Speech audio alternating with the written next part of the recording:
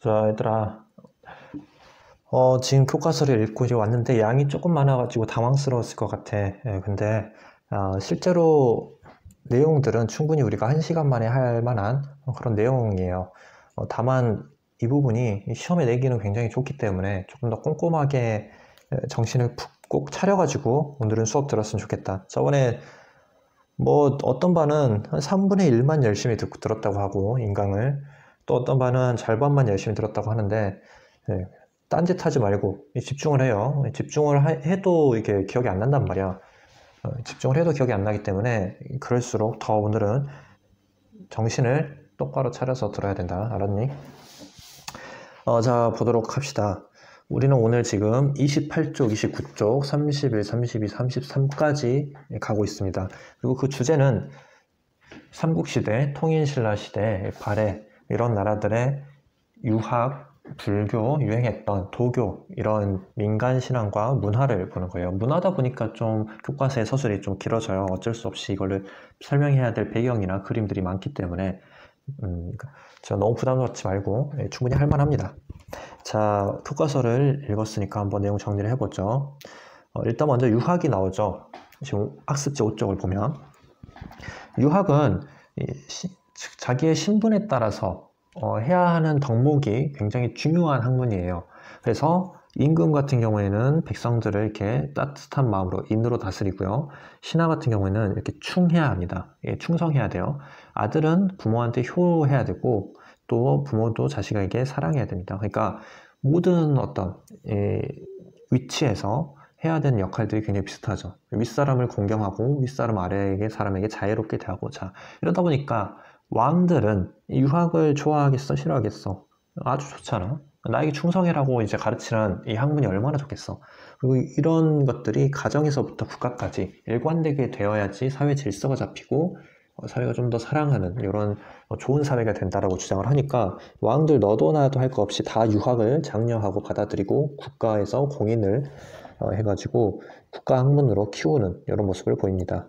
네, 중국에서 들여왔고요. 삼국에서 각각 유학을 장려하는 모습이 교과서에 나오죠.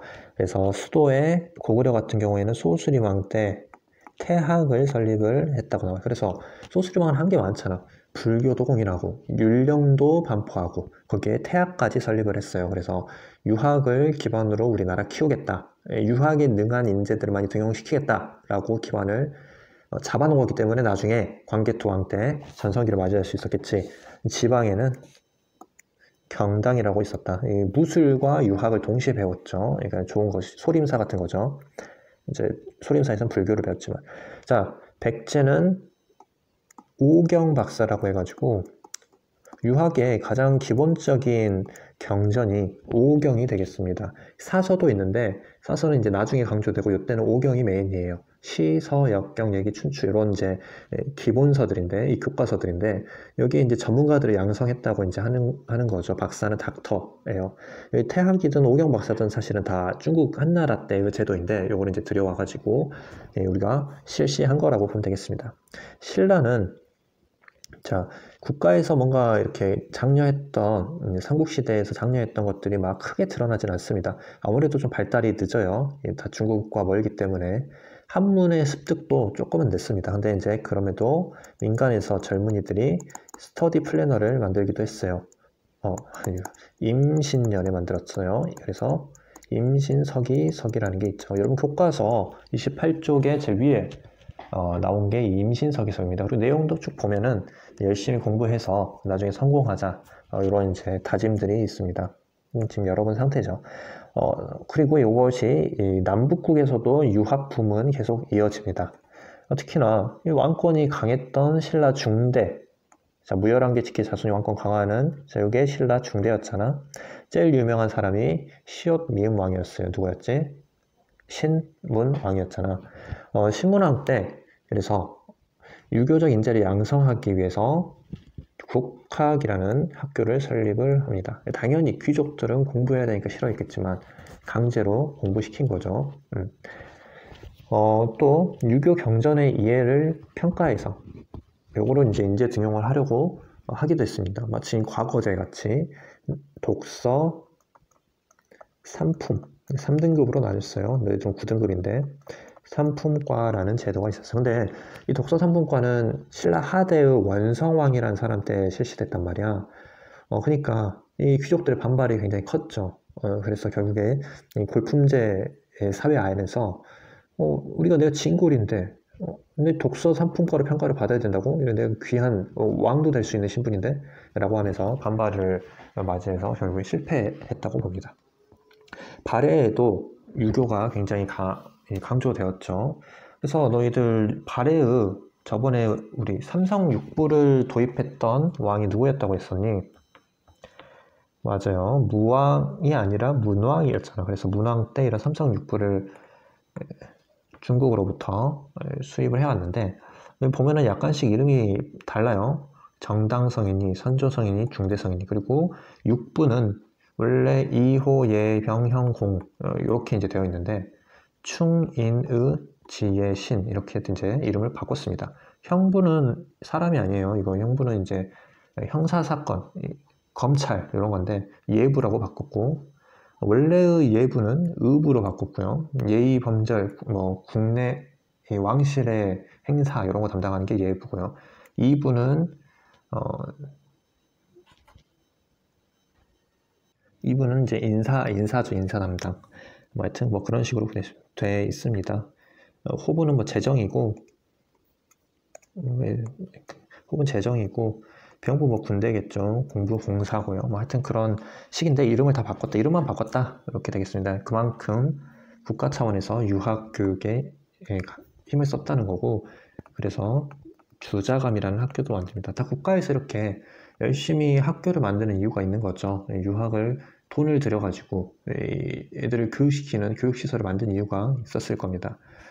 그만큼 중요하게 생각했고 이게 국가를 운영하는 데 필요한 학문이었다고 생각했기 때문이겠죠. 자, 발해 유학생들은 신라 유학생들과 빈공과라는 외국인 전형이 이제 당나라에 있었어요. 그래서 외국인 전형 수석 자리를 놓고 발해 학생과 신라 학생들이 서로 싸웠던 기록이 있습니다. 그만큼 유학 공부를 이 양 국가가 경쟁적으로 열심히 장려했다는 말이 되겠죠.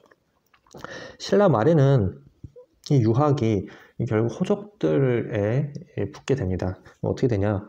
이 사회 모순을 유학의 관점에서 비판을 하고 개혁을 하자, 좀 합리적으로 하자라고 하는데 특히나 육두품 당나라 유학생들이 중국 본토 유학 공부하고 왔더니 개판인 거지. 특히나 능력이 있어도 상관 안 하고 신하들은 멋대로 왕을 갈아치우고 이런 사회가 너무 구린 거지. 이 골품제 때문이다 이렇게 비판을 하지만 개혁 요구는 수용되지 않았기 때문에 이들이 주로 은거하거나 반신라적 성향을 갖게 됩니다. 그래서 교과서 29쪽에 신라 말 3최가 나오죠. 천재들이라고 하죠.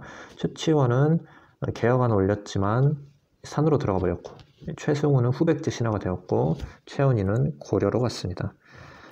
육두품들의 입장에서 최선이었던 거겠죠. 그게 할 수 있는 저항의 방식이었을 겁니다. 고려로 유학의 열풍들은 육두품 유학자들은 계승이 됩니다. 자, 유학을 우리가 다뤘다면 이제는 불교를 볼 거예요. 불교 그리고 불교 전에 있었던 우리의 민간 신앙들을 볼 거예요. 고대 사회에서는 불교가 들어오기 전이죠. 각각 자기 지역마다, 집단마다, 종족, 부족마다 믿는 신들이 다릅니다. 근데 이제 공통점이 있다면 되게 다 하늘에서 내려와요. 그래서 하늘에서 내려온 놈이 우리나라를 건국했다. 우리는 선택받은 사람들이다. 혹은 우리의 조상, 이건 비슷한 거죠. 조상이 뛰어난 사람들이기 때문에 숭배했겠죠. 그리고 산천, 자연재해 당시에까지만 해도 인간이 너무나 나약했기 때문에 산천에 제발 우리를 품어달라고 빌었을 겁니다. 지금 보면 우리가 아주 이제 원시적이고 미개해 보일 수 있지만 그 시기는 정말 예측 불가한 시기였어. 어느 날 갑자기 이민족, 전혀 얼굴도 모르고 듣지도 못한 이민족들이 와가지고 마을을 쓸어버리거나 비가 와가지고 농작물들을 다 떠내려 버리거나 가뭄 들어가지고 다 굶거나 이런 것들이 다반사였는데 어떤 지역은 가뭄으로 죽는데 어떤 지역은 풍년이란 말이야. 왜 그러냐 했을 때 설명할 수 있는 방법이라는 게 이런 거였다는 거죠. 어떤 민족들은 선택받았다. 조상들에게 제사를 열심히 지냈다. 산천이 우리를 선택했다. 이렇게 믿을 수밖에 없었던 거죠. 자, 그래서 당시에는 특히나 천손 사상이 가장 보편적이고요. 우리나라도 그러니까 결국에 단군 할아버지, 할아버지가 하늘에 있는 환인이었고 환웅 때 내려왔잖아. 예, 그러니까 이런 걸 가지고 뭉칠 수밖에 없었습니다. 가장 보편적이었고 가장 그 사람들에게 중요한 부분이었고가 되겠어요. 이 초기 국가에는 그래서 이런 제천 행사들이 아주 중요한 일정으로 박혀 있죠. 부여는 영고라든지 고구려는 동맹이라든지 동해는 무천이라든지 이런 것들이 너무나 중요했고 그런 것들은 지금도 남아있는 거예요. 사만의 계절제가 이제 추석 설날인데 그게 현재까지도 남아있잖아. 우리에게 아주 중요한 명절로 남아있는 거잖아. 이런 제천 행사가 없었으면 너희들 추석 설날에 학교 나오는 거야. 자, 어쨌든 뭐 삼국은 이제 왕실 시조를 당연히 받들었겠죠. 국가를 만들었으니까. 그러다가 어느 시점에서 불교가 수용이 되는데 아니 기존에 다 믿던 신앙들을 다 폐기하고 왜 중국에서 들어온 불교를 믿었을까? 그리고 인도에서 시작돼서 중국으로 가서 우리나라로 건너온 셈인데 왜 이런 외래 종교를 다 하나같이 동시다발적으로 믿는 일이 발생했을까? 자, 그 이유가 있겠죠. 국가로 발전하는 과정에서 자, 왕권을 중심으로 통합하기 아주 좋은 종교였다는 거죠. 왜 내가 왕이 곧 부처다 라고 선언하면 우리 이 부처님이 다스리는 이 나라는 극락인 거 아니야? 이렇게 되기 때문에 다들 이 왕즉불 사상을 내세워가지고 왕권을 강화시키는데 몹시 유용했고 내가 우리를 보호하겠다, 우리 극락으로 이끌겠다라고 하고 다들 이 일반 백성들을 왕에게 존경을 표하도록 할 수 있었기 때문에 몹시 유용한 종교였습니다. 또 이런 장점도 있었어요. 업설은 일할 때 업이에요. 인도에서 이제부터 불교의 특징적인 교리인 거죠. 내가 지금 노비로 사는 거는 전생에 아주 못된 짓을 많이 했기 때문이다. 그렇기 때문에 지금 노비로 사는 거다. 그러면은 귀족들은 왜 귀족으로 태어났냐? 전생에 아주 잘 살고 부처님 말을 잘 들었기 때문이다. 즉 너희들은 이렇게 노비로 태어난 이유가 다 있는 거고 당연히 합리적인 결과이기 때문에 받아들여야 된다. 또한 지금 귀족들과 왕의 이 말들을 잘 들으면 다음 생에는 더 좋은 놈으로 태어날 수 있다 라고 하기 때문에 굉장히 지배층이 좋아할 만한 논리가 들어있는 거죠. 윤회라는 걸 가지고. 어쨌든 이 왕즉불과 업설을 통해서 불교가 엄청나게 번성을 했고요. 또 고대 문화의 기반이 되기도 합니다. 그런데 이 소수의 귀족 중심의 이 불교가 통일신라 때가 되면은 대중화된다고 이야기를 해요. 그러니까 더 많은 일반 평민들에게도 호응을 얻고 이게 신앙화 되어가지고 훨씬 더 많은 사람들에게 불교가 받아들여지게 됩니다. 자, 불교는 이때 이제 중요한 두 명의 스님이 있으니 바로 원효, 의상이 되겠어요. 여러분들이 한국사 하면서 한 4명 정도의 유명한 스님들을 만날 거야. 원효, 의상, 통일신라 시대 우리 두 명이죠. 그리고 고려시대 때 의천, 진울 이런 사람들 만날 텐데 지금 우린 2명 만나는 거예요. 원효나 의상이나 아주 굉장한 학승입니다. 이거 공부한 스님이고 동아시아에서 당대 최고 지식인이었어요. 아마 우리나라 통틀어서 가장 영향력이 강했던 학자였을 거야. 원효는 뭐가 그렇게 대단하냐 했을 때 여기 당시에 아주 문제가 되던 불교의 첨예한 난제를 해결한 사람입니다. 바로 일심 사상을 통해서. 일삼이 아니라 일심. 한마음이다 이거죠. 당시에는 조금 이게 복잡한데 좀 들어주세요. 중관학파랑 유식학파라는 사람들이 이제 싸우고 있었어요. 뭐 이런 겁니다. 어차피 계속 인간은 다시 태어나고 변하기 때문에 이 사람은 본질이라는 게 없다. 사람도 마찬가지고 우주도 본질이라는 게 없다라고 했을 때 아니 선생님 그러면은 어차피 나 본질도 없으니까 막 사람 뭐 10명, 100명 죽이고 다녀도 상관없겠네요. 이거 내가 한 게 아니라 그냥 원래 아무 본질도 없는 먼지가 그냥 이렇게 한 겁니다. 내가 선택한 것도 아니고 그냥 흘러가는 대로 갔을 뿐이에요. 나는 잘못이 없습니다. 라고 말할 수 있잖아. 중간학파는 아니다. 이놈아, 네가 그걸 선택한 거지. 그리고 네가 남에게 피해를 미친 거기 때문에 넌 나쁜 새끼다. 라고 하는 게 중간학파입니다. 모든 게 변하고 어떤 본질이라는 건 없지만 그럼에도 불구하고 업이라는 게 쌓이고 나는 그 업에 의해서 다시 태어나고 거기에 대해서 책임을 지는 이런 흐름들은 있다라고 하는 게 중관이라면 유식은 아니다. 오직 유식, 식별하다 할 때 식이에요. 오직 사람은 아무 본질도 볼 수 없고 그냥 자기 눈에 맺힌 그리고 귀로 들리는 무언가만 그냥 식별할 뿐이다 라고 하면서 그래 너가 뭐 죽이든 뭘든 어쩌든 우주의 큰 흐름에는 아무 변화도 없고 그렇다 그냥 다만 좀 좋게 살아야지 않겠냐 그래야 깨달음을 얻고 해탈하지 않겠냐 우주와 하나가 될 수 있지 않겠냐 이렇게 이제 설득하는 입장이에요. 하여튼 그렇죠. 뭐가 맞는지 모르겠지만 원효는 유식이든 중간이든 다 똑같은 하나 한 마음이다. 뭐 다른 동전의 양면일 뿐이지 그거 가지고 싸우지 마라 하면서 조화를 이루었다고 합니다. 그리고 이런 책들 일심사상에 바탕을 해서 이런 금강산맥경론, 대승기신론서 이런 경전의 주석을 달았다고 해요. 또 하나 근데 원효가 웃긴 게 있다면 이렇게 아주 고차원적인 불교 이론가였음에도 불구하고 불교의 대중화를 이끌었던 가장 글자도 모르고 관심도 없는 사람들에게 불교 대중화를 이끌었던 이 전도사였다는 거죠.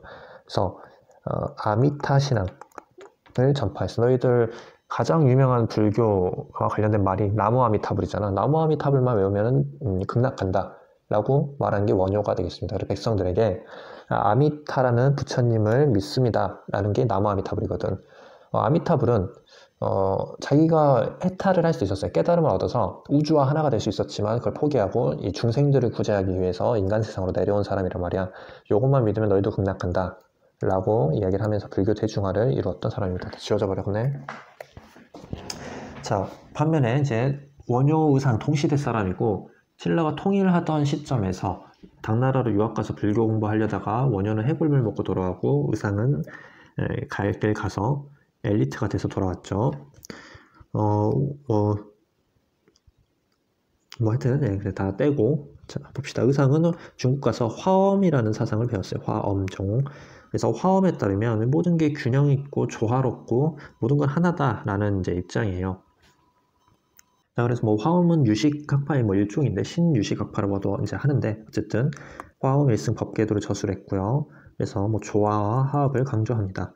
의상은 이 조화와 화합을 어떤 강조하는 이런 이제 화엄 사상을 바탕으로 해가지고 관세 관음 신앙을 전파했어요. 관음 신앙도 뭐 비슷합니다.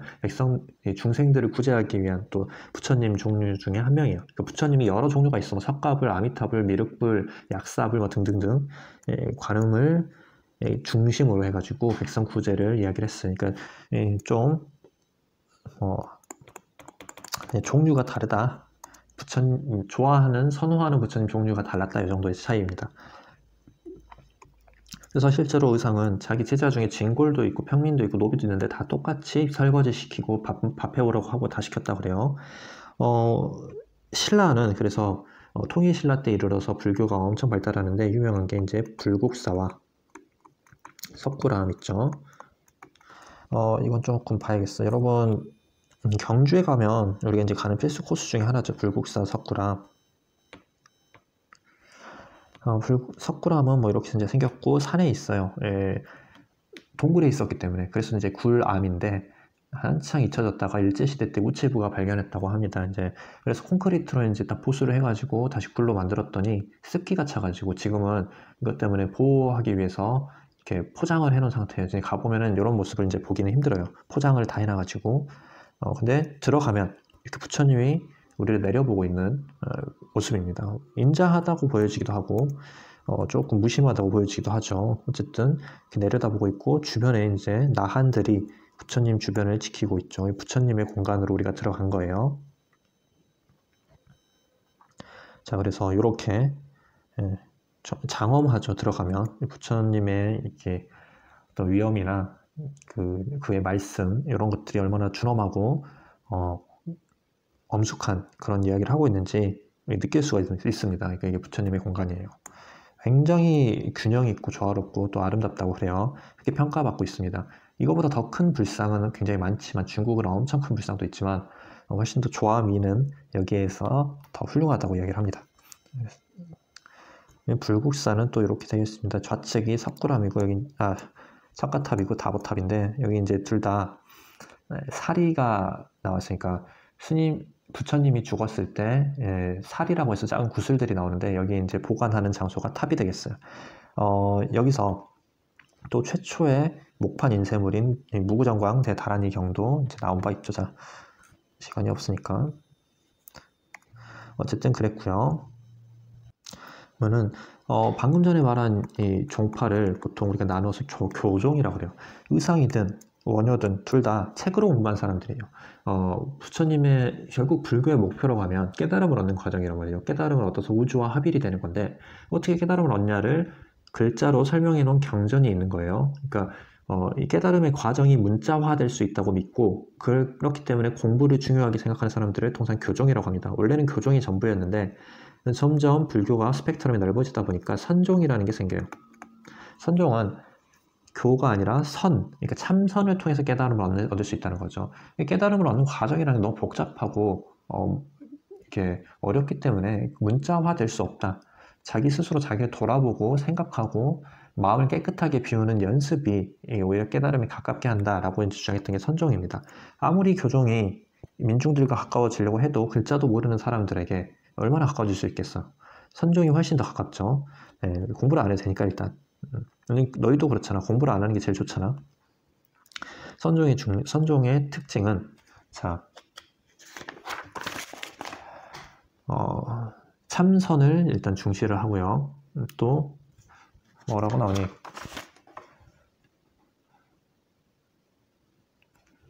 실천을 중시한다 나오죠. 실천을 중시한다. 교종보다 훨씬 더 실천지향적이고요. 그러다 보니까 이 선종이 유행을 해서 구산선문이라는 9개의 절, 선종절이 유명해지는데 뭐 요런 거예요. 여기 구산선문입니다. 9개 유명한 절. 우리 가까이도 있죠. 뭐 장의 보림사라든지 태안사, 실상사, 남원행, 곡성에 있는 같은 그런 구산선문 기억해 주세요. 그리고 발해에도 역시 불교가 옛날부터 고구려 때부터 계승된 전통이 있다 보니까 계속 유행을 합니다. 유학도 유행을 했고 불교도 유행을 했고 똑같죠. 다 사는 방식이 비슷합니다. 그래서 많은 유적들이 있는데 이런 것들 이제 한번 보죠.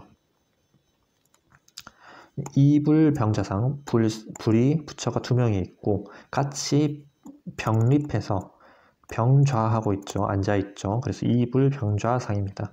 고구려에는 한 명이 이제 앉아있는 금동량과 칠년명열의 입상이라는 유명한 이 불상이 있는데 이건 이제 쬐깐한 불상이에요. 한 손에 들어오는 불상이 그래가지고 등산 가다가 이거 꺼내가지고 기도하고 다시 넣어놓는 이런 이제 불상이고요. 여기 석등은 엄청 큰 석등이야. 이렇게 연꽃으로 장식을 했고 여기 이제 불을 피우는 석등인데 불교식의 아주 정교한 모습들이죠. 또 한편 우리나라에도 유명한 이제 승탑이 있는데 자 교종에 보통 우리가 불탑을 떠올리잖아. 일반적으로 불탑을 보면 근데 이건 훨씬 쬐깐하죠. 선종의 스님들이 죽으면 이렇게 크게 안 만들고 작게 만들어요. 굉장히 정교하고 세밀하게 이렇게 했다고 조각을 했다고 평가받고 저거는 이제 화순에 있는 철감선사 승탑입니다. 철감선사 쌍봉사에 있어요. 나중에 시간 되면 한번 가봐도 좋고 이거 엄청나게 유명한 당시의 최고의 조형미를 자랑하는 승탑이에요. 발해 거는 아니고 신라 거죠. 마지막으로 이제 도교와 풍수지리설인데 이런 교과서 읽어보면 알겠지만 도교는 이제 민간 신앙 뭐 이런 거 너희들에게도 이미 굉장히 익숙할 거야. 무당이라든지 삼신할머니라든지 산신령이라든지 이런 것들이 다 도교의 영향이에요. 그러니까 지금도 상당히 많이 우리에게 영향을 미치고 있죠. 신년 운세 이런 거 도교야 다. 기본적으로 불로장생의 신선이 되고자 하는 그런 이제 목표를 가지고 있고 중국에 있던 도가라는 학문 공동체와 학문적 흐름과 융합을 한 겁니다. 도가는 국가 권력으로부터 자유를 추구하는 이런 이제 사상이었는데 이거랑 이제 연합을 해서 자유롭고 신비롭고 또 오래 살고 이런 것들을 추구해 왔다. 좀 이런 겁니다. 귀족 사회를 중심으로 유행을 했죠. 귀족도 오래 살고 싶으니까. 그리고 토착 신앙과 아주 찰떡이어가지고 잘 만날 수 있었습니다. 이 광주의 귀족은 내 아빠가 무등산 신이다. 이렇게 이제 말하면은 아주 좋잖아. 찰떡이에요. 아주 이 도교의 유물들이 상당히 이제 많습니다. 그만큼 영향력이 많았다는 건데, 사신도 네 방향에 다 이렇게 동물을 딴 신비한 신들이 있다. 그래서 너희도 아마 다 들어봤을 거예요. 좌청룡, 우백호, 뭐 남주작, 북현무 뭐 이렇게. 그래서 이렇게 고구려의 어떤 시기에 무덤을 가면은 다 이 사신도가 지키고 있어요. 그리고 가장 유명한 거는 이제 백제의 금동대향로겠죠. 그리고 산수무늬 벽돌. 네, 도교는 다 산을 좋아해. 다 산을 좋아합니다. 그래서 이렇게 금동대향로 아마 여러분도 봤을 거야. 주작이 앉아있고 그 청룡이 밑에서 깔고 있네. 여기는 이제 아주 첩첩산중을 표시를 해놨습니다. 그 왕족들이 썼던 향로예요. 도교식 그 어떤 의미가 담겨 있고요. 이게 이제 산수무늬 벽돌인데 그것도 산을 첩첩산중을 이렇게 했는데 요걸 이제 벽돌로 썼다는 거예요. 예쁘잖아. 이게 이제 벽돌로 막 꽉꽉 차 있으면 엄청 예뻤을 것 같아. 풍수지리설도 유행을 하는데, 자, 이 풍수지리설은 신라 말에 도선이라는 사람이 만들었다고 해요. 그래서 도선이 보기에 이 인간의 운명은 어디에 사는지에 따라 달려있다. 그래서 좋은 자리에 사는 게 굉장히 중요하다. 도교의 영향을 받아가지고 이런 이론을 주창을 해서 당시 신라는 금성이 수도였잖아. 경주가 수도였는데 이거 운이 다 했다. 새로운 수도를 찾아야 된다. 라고 주장하면서 호족들이 엄청 좋아했죠. 그러면은 후백제 입장에서는 전주가 새로운 길지다 이렇게 이야기를 할 테고 고려의 입장에서는 그래 송악이나 개경이 길지다 이렇게 이제 이야기를 했겠죠. 그래서 자 무슨 신앙과 융합을 했다고 하니 도참 신앙이죠. 도참은 이제 운세요. 운세.